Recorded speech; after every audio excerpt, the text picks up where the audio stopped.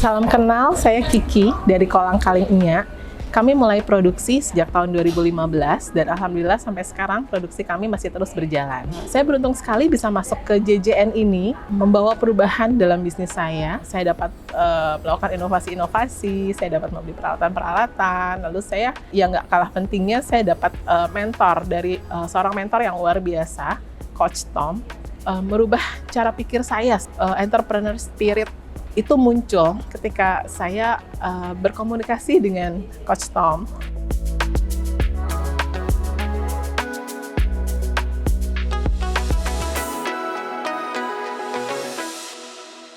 Yang dinobatkan sebagai juragan zaman now adalah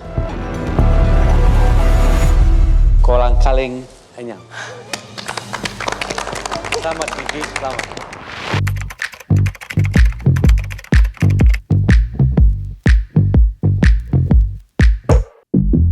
Boleh cerita dulu dong sejarah Kolang Kaling Nya tuh gimana? Kok bisa masuk ke dunia kolang kaling? Iya, awalnya tuh kita start di tahun 2015.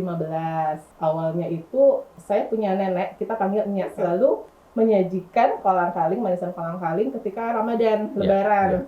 Mulai di tahun 2015, ketika ibu saya lagi bikin, saya mencoba untuk foto. Saya coba kirim ke teman, saudara, mereka pesan. Sejak saat itu, kenapa saya nggak gelutin aja Diseriusin. kolang kaling. Lalu, kenapa saya nggak ngadain kolang kaling ini di setiap saat? Biasanya kan orang taunya hanya di Ramadan. Hanya di Ramadan. Betul.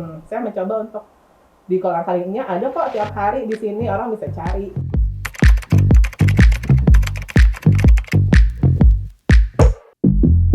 Waktu ikut Juragan Zaman Now, terakhir kita ada mentoring, ada perubahan-perubahan apa yang dilakukan? Perubahan yang pertama, mulai terpikir membangun lebih besar lagi, itu pasti. Terus lalu mulai berpikir untuk berinovasi, karena pastinya kita ingin tambah besar, Coach. Iya. Uang yang 5 juta dipakai buat apa? Yang pertama, karena kita terpikir tadi untuk berinovasi, karena kita tadinya kan pengen menciptakan kolang kaling ini expired date-nya lama. Oke. Awalnya seperti itu, tanpa mencampurkan Bahan pengawet. Gimana ya caranya? Terus suami berpikir, kalau kita ke pasar modern kan ada tuh kayak manisan plum atau apa dari luar negeri yang dikeringkan ke sini terus dikeringkan, kita bisa makan.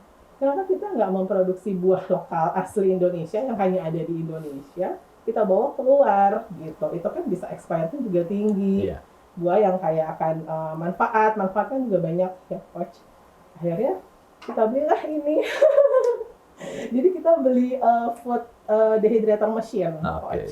Jadi targetnya nanti sebetulnya bukan hanya untuk kolang kaling, bisa untuk buah lainnya ya. Betul.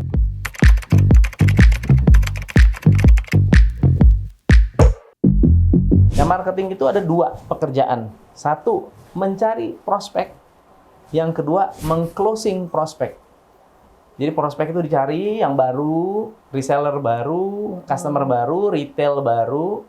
Yang kedua adalah membuat reseller ini mau belanja lagi. Karena banyak orang, nambah reseller banyak, ribuan, tapi nggak diurus. Nah, berarti setelah kita mau fokus kepada reseller ini perlu dibangun satu sistem komunikasi di dalam reseller itu sendiri. Reseller bisa saling mengenal, bisa saling mengisi, bisa saling kasih info. Tapi yang lebih penting lagi adalah karena melihat, oh ini kok bisa jualan banyak, belajar. Makin tinggi jumlah resellernya, berarti produksi harus lebih agresif. Nah, enaknya kalau kita sudah punya pembagian tugas tadi, bisa diprediksi. Misalnya contohnya, hari ini ada berapa reseller? 6 reseller.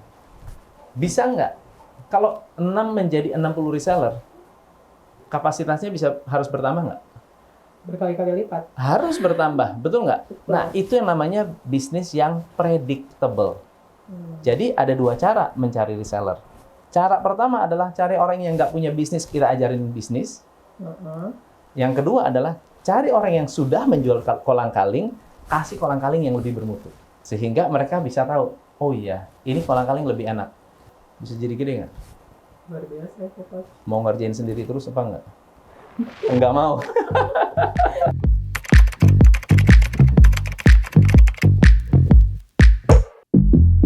kadang-kadang namanya menjalankan bisnis, ada kalanya kita akan facing problems. Pasti akan ngalami problem. Problem dengan QC ada, tapi kita solve the problem.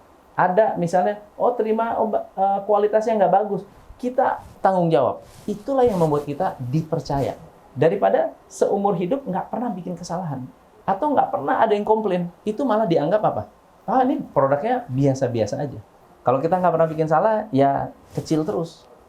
Tapi karena kita mengambil risiko, bikin kesalahan, kapasitas kita membesar.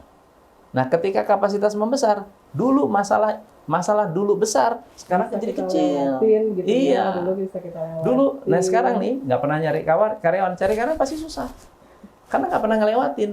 Jadi jalanin apa yang dilakukan oleh pengusaha hebat. Kalau harus cari karyawan aja. Jadi kalau target ke depan mau coba, mau jalan, take more risk, ambil resiko yang lebih banyak. Suatu saat kita nggak boleh lagi menyentuhin. Kita hanya boleh melihat, hanya nggak boleh menyentuh. Kenapa?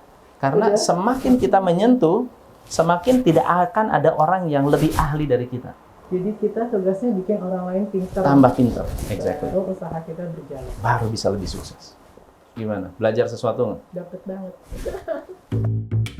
Ya, Juragan Zaman Now Season 2 ini satu acara yang bagus banget untuk ditonton oleh teman-teman UMKM dan UKM. Karena teman-teman di sini bisa belajar banyak bagaimana kita mendevelop sebuah presentasi, membuat investor itu menjadi tertarik untuk investasi di bisnis Anda. Kita juga bisa belajar feedback apa yang diberikan oleh investor, skemanya, strateginya, bisnis modelnya. So, tonton terus Juragan Zaman Now Season 2 ini ya, untuk menjadi pembelajaran yang luar biasa banget untuk teman-teman semua.